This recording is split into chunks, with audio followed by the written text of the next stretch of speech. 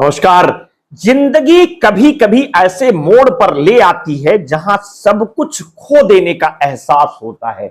अपने घर परिवार से दूर अनजान धरती पर जब मौत हर कदम पीछा कर रही हो, तब सिर्फ एक ही ख्वाहिश बचती है कि किसी तरह अपने और अपनों के बीच लौटने की।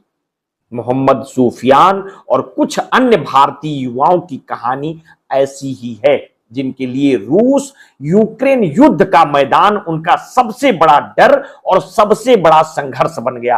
रूस यूक्रेन युद्ध के दौरान भारतीय युवाओं को एक खतरनाक जाल में फंसाकर रूस भेजे जाने की खबर ने सबको चौंका दिया। मोहम्मद सूफियान उन भारतीय नागरिकों में से एक है जो इस कठिन अनुभव से गुजरे। 13 सितंबर 2024 को हैदराबाद के राजीव गांधी अंतर्राष्ट्रीय हवाई अड्डे पर सूफियान जब अपने परिवार से मिले तो उनके आंसू थमने का नाम नहीं ले रहे थे। भावुक होकर उन्होंने कहा, मुझे लगता है ये मेरा दूसरा जन्म है। मैं ईश्वर का शुक्रगुजार हूं कि मैं फिर से अपने परिवार के साथ हूं।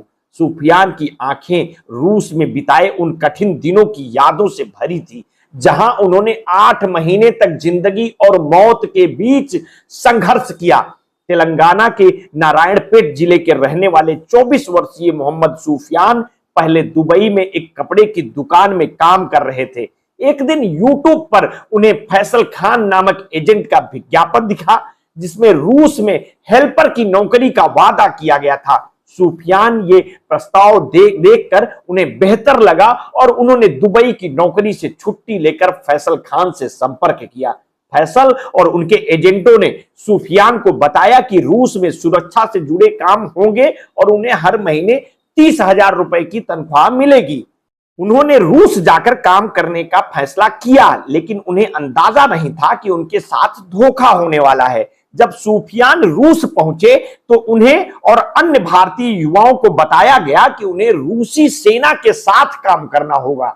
सूफियान ने बताया कि हमें यह नहीं बताया गया था कि हमें रूसी सेना में शामिल होना पड़ेगा या युद्ध क्षेत्र में भेजा जाएगा। हमें बस हेल्पर के काम का वादा किया गया था। उन्हें 3 महीने की ट्रेनिंग के लिए भेजा गया, जिसमें बंदूक और ग्रेनेड के इस्तेमाल की ट्रेनिंग दी गई। ट्रेनिंग के बाद उन्हें रूस यूक्रेन सीमा पर भेज दिया गया, जहां युद्ध की स्थिति थी। सूफियान और अन्य भारतीयों के पास कोई विकल्प नहीं था। वे सेना के आदेशों का पालन करने को मजबूर थे। रूसी सेना के साथ बिताए दिनों के बारे में सूफियान ने बताया है मीडिया को कि हमें हर रोज 15 घंटे की शिफ्ट में काम करना पड़ता था और किसी भी गलती पर सजा दी जाती थी। वहां जिंदगी बहुत कठिन थी और हर पल मौत का डर रहता था। सूफियान ने खुलासा किया है कि उनके पास फोन रखने की अनुमति नहीं थी, जिससे वे अपने परिवार से संपर्क भी नहीं कर पा रहे थे।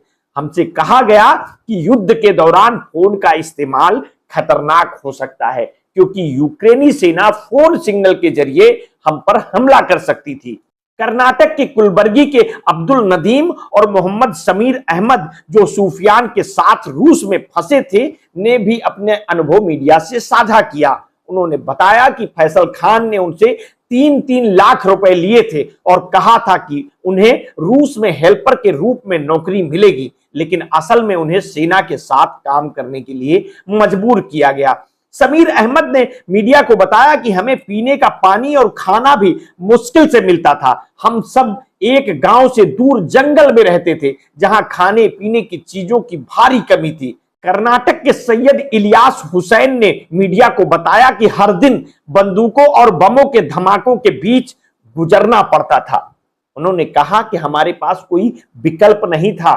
हमने अपने परिवारों से वादा किया था कि हम वापस आएंगे, लेकिन वहां हर दिन मौत का डर बना रहता था।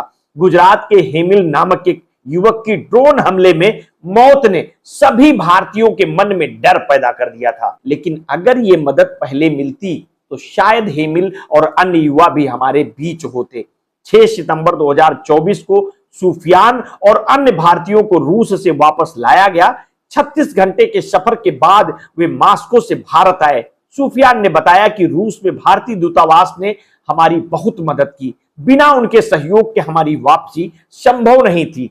इस पूरी घटना ने फैसल खान और उनके एजेंटों की धोखाधड़ी को उजागर किया है। फैसल खान जो दुबई में काम कर रहे थे ने भारतीय युवाओं को नौकरी का झांसा देकर उनसे मोटी रकम वसूली।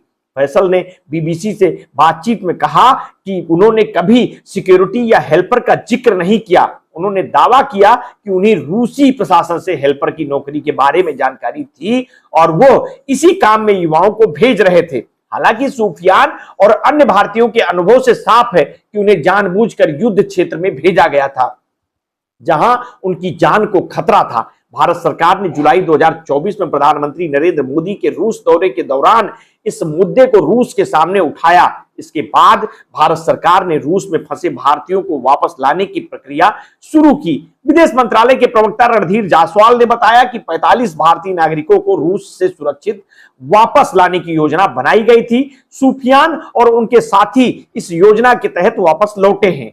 सूफियान और उनके परिवार के लिए यह वापसी एक नई शुरुआत है, लेकिन उन 8 महीनों की तकलीफें कभी नहीं भूल पाएंगे जिन्हें उन्होंने रूस में सहा।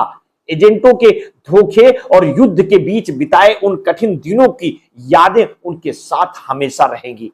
मिलते हैं किसी नेक्स्ट स्टोरी के साथ। आपने अगर अभी तक हमारे इस चैनल को सब्सक्राइब नहीं किया है तो तत्काल कर लीजिए, बेल आइकन दबाना ना भूलिए। अपने स्वास्थ्य के प्रति सचेत रहिए, सजग रहिए, अपना ध्यान रखिए। बहुत बहुत धन्यवाद। साधुवाद।